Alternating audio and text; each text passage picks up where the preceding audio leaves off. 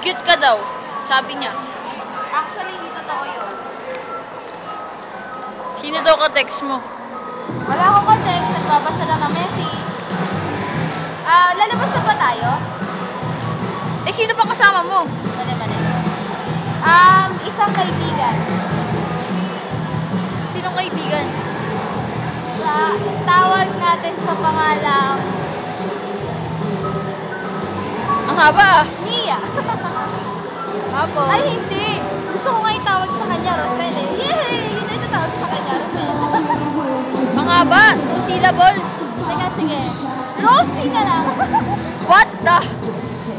Ano ba? Halika na. Anong Rosie? Pwede ba makisali?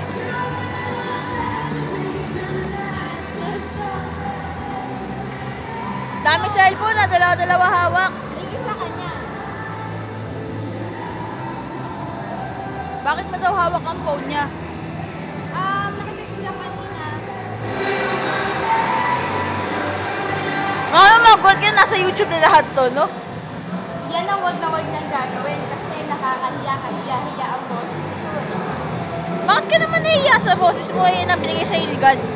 Hindi naman, ayoko lang kasi na maraming madlang people lang nakakarinig at isa pa pinagtitingin na tayo ng So, parang kala mo ngayon na pumunta ng SM. Oy, documentary to, hello. Sige na nga, ano bang gusto mong malaman dyan?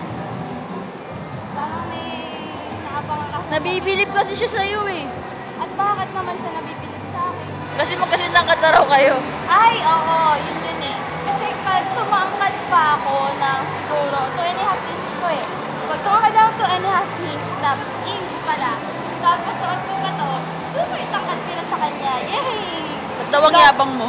Dati, nandilita ko to, katabi ko siya kasi yung tangkad-tangkad niya ngayon. Tatakaras na siya.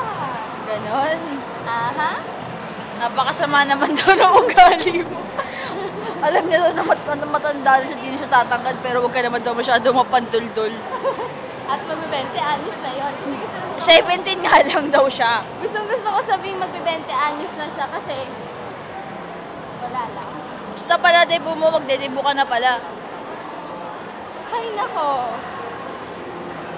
Sino bang escort mo sa debut mo? Ay, wala. Wala akong dibo. Ano ba yan?